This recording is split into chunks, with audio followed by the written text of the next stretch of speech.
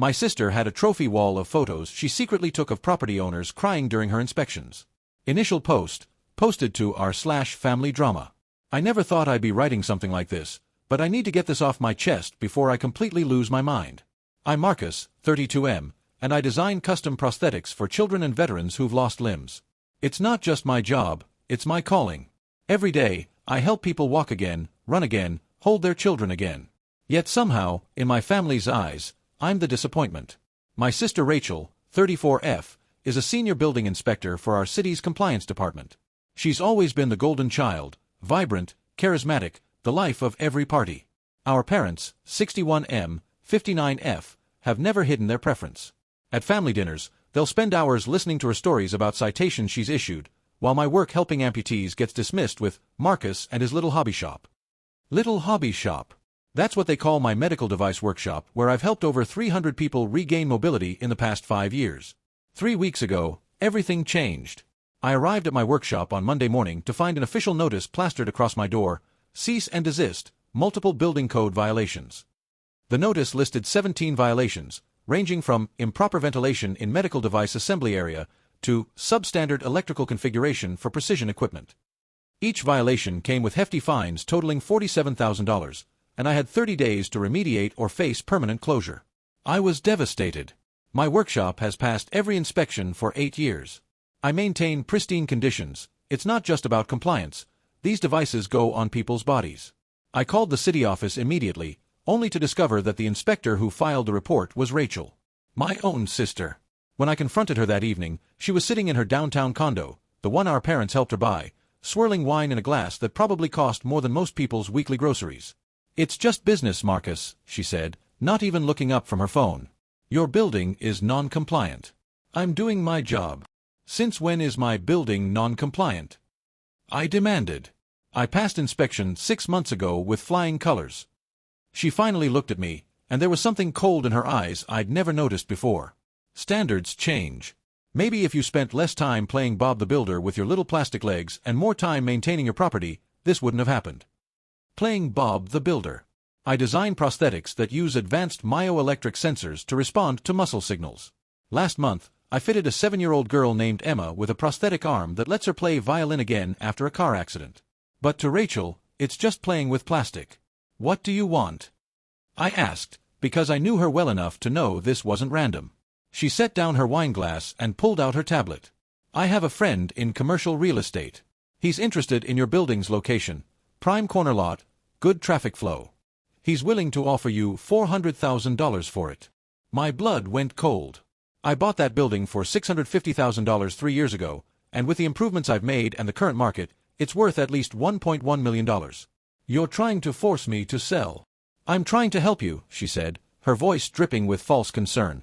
"These violations are serious. The remediation costs alone could bankrupt you. Take the offer, Marcus.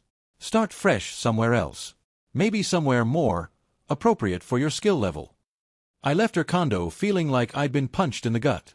I called my parents, hoping for support, or at least neutrality.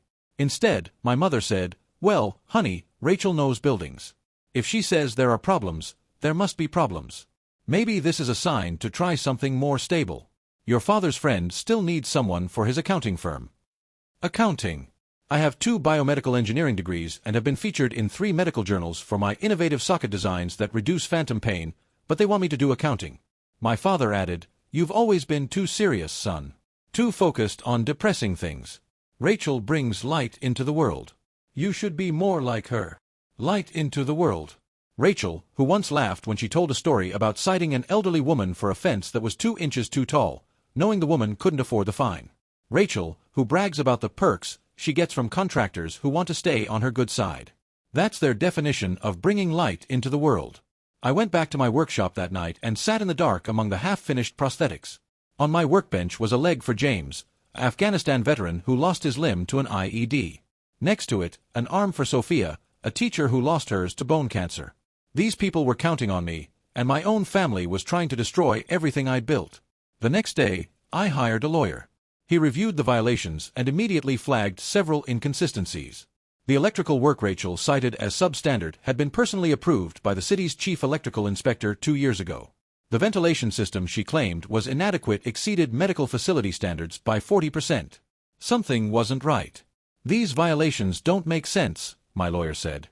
It's like someone went through your building looking for problems that don't exist.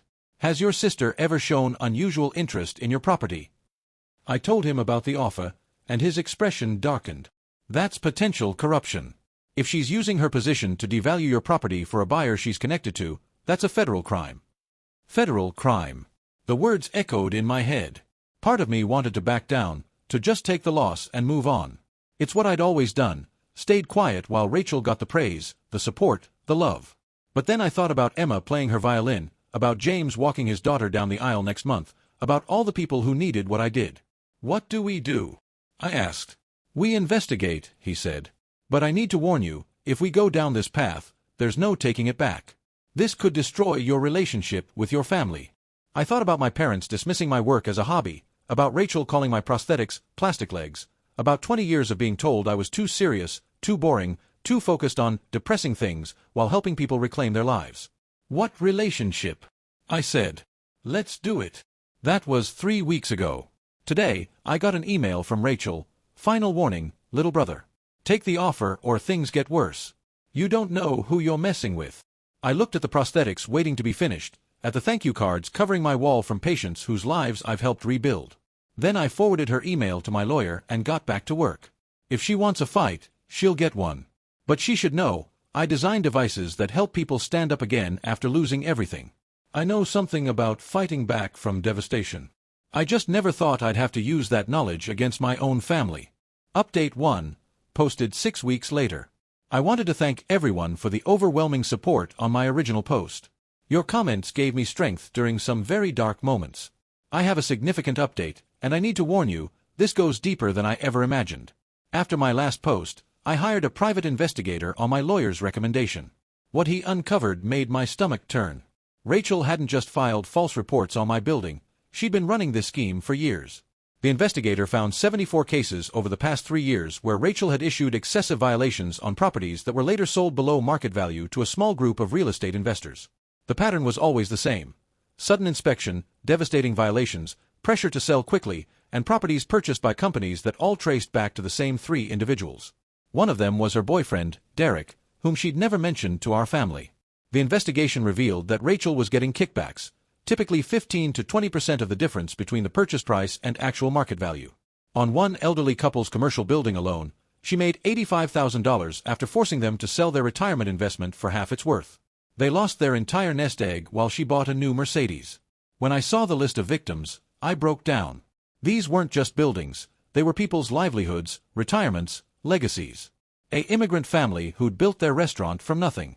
A widow who ran a daycare center in a building her late husband had left her. A disabled veteran who'd opened a small gym to help other veterans with PTSD. All of them steamrolled by my sister's greed. My lawyer immediately took our findings to the FBI's Public Corruption Unit. Turns out, they'd already been investigating similar patterns in our city but hadn't connected Rachel to it yet. Our evidence was the missing piece they needed. Last Thursday, everything exploded. I was fitting a prosthetic for a 10-year-old named Miguel when my phone started buzzing incessantly. The local news had broken the story. City building inspector arrested in massive corruption scheme. There was Rachel's photo, her perfect smile from her official city portrait now plastered under a headline about federal corruption charges. My parents called me screaming. Not about Rachel being arrested, but about how I could do this to her. She's your sister, my mother wailed. How could you destroy her life over a building? She destroyed 74 people's lives over buildings, I replied. Including mine. That's different, my father said. She was just doing her job. You've always been jealous of her success. Jealous of success built on destroying people's dreams. I hung up on them. The details that emerged from the investigation were staggering. Rachel and her co-conspirators had stolen approximately $3.8 million in illegal gains. She'd hidden the money through a complex web of shell companies and offshore accounts. The FBI found evidence she was planning to flee the country. She'd already secured a false passport and had been moving money to accounts in countries without extradition treaties. But the worst part came when investigators searched her condo. They found what she called her trophy wall, photos she'd secretly taken of property owners crying or arguing with her during inspections. She'd written comments on them. Old fool actually thought his permits mattered, under a photo of the elderly man who lost his hardware store. Cried like a baby when I showed her the fine, under a picture of the daycare owner. My photo was there too, taken through my workshop window, labeled, "Baby brother finally learns his place." She'd been planning this for me for over a year, waiting for the right buyer, the right opportunity to maximize her profit from destroying my life's work. The investigation also revealed why she targeted me specifically. Derek's investment group specialized in converting medical facilities into luxury mixed-use developments. My building, with its specialized medical-grade infrastructure, was perfect for their newest project, luxury condos with a medical spa theme. They projected $4.5 million in profits after acquiring my building for $400,000 and converting it. Rachel's bail was set at $2 million. My parents mortgaged their house to help pay it. When I asked them why they'd risk their retirement for someone who'd committed such crimes, my mother said, "She's our daughter. She needs us. You've always been fine on your own. Always been fine on my own. The story of my life." Update 2, posted 3 months later. The last 3 months have been a whirlwind of legal proceedings, family drama, and unexpected revelations. Rachel's trial began 6 weeks ago. The prosecution's case was overwhelming. They had emails where she explicitly discussed targeting properties for Derek's group, recordings of her laughing about breaking property owners, and financial records showing every illegal transaction. Her defense attorney tried to argue she was manipulated by Derek, but the jury didn't buy it, especially after they saw her trophy wall photos. During the trial, more victims came forward. The total count rose to 89 properties over 4 years. One testimony particularly broke me, an 82-year-old man named Arthur who'd run a small prosthetics repair shop. Rachel had forced him out of business with $93,000 in fabricated violations. He couldn't afford to fight it and had to close down, leaving dozens of low-income patients without affordable prosthetic maintenance. Arthur found me during a trial recess. "You make prosthetics too?" he asked. I nodded, and he grabbed my hands with tears in his eyes. "Then you understand. It's not about the building. It's about the people who need us." We hugged right there in the courthouse hallway, two strangers united by our calling and my sister's cruelty. The trial revealed something else. My parents knew more than they let on. Rachel had been bribing them for years with expensive gifts, vacations, and cash, all funded by her corruption. The help they gave her for her condo? It was actually her giving them money to give back to her, to make it look legitimate. They were complicit in money laundering. When confronted with this evidence, they finally broke down. Not with remorse, but with rage at me for exposing it. My father actually said in court, under oath, that I was vindictive and had destroyed our family over petty jealousy. The prosecutor asked him if he thought the 89 victims were also petty and jealous. He had no answer. The verdict came back 2 weeks ago, guilty on all charges. 13 counts of wire fraud, 13 counts of corruption, conspiracy, money laundering, and racketeering. The judge called it one of the most egregious cases of public corruption he'd seen in his 30-year career. Rachel was sentenced to 13 years in federal prison, no possibility of parole, and ordered to pay $4.7 million in restitution. When they read the verdict, Rachel turned to look at me. For the first time in our lives, the mask completely dropped. The golden child, the vibrant personality, the bringer of light, it all fell away. What remained was pure hatred. "I should have destroyed you years ago," she mouthed. My parents were charged as accessories to money laundering.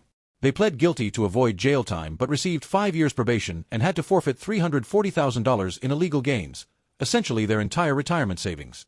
They blamed me for that too. Update 3, posted 4 months later.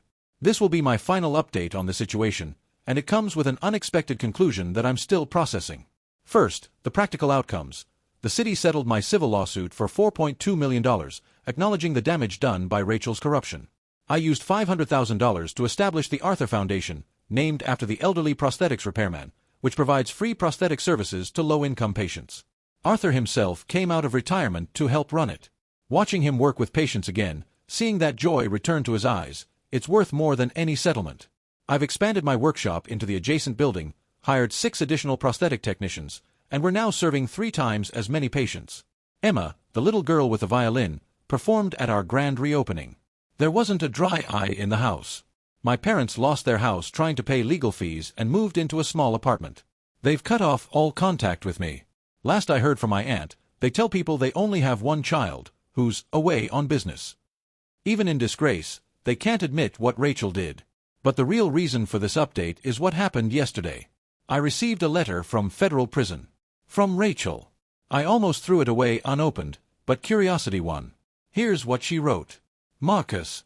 I've been in intensive therapy for 8 months now, not by choice initially, but it was that or solitary after I attacked another inmate who called me a corrupt pig. My therapist, Dr. Chen, specializes in narcissistic personality disorder. For months, I insisted she was wrong, that I was the victim, that you destroyed my life out of jealousy.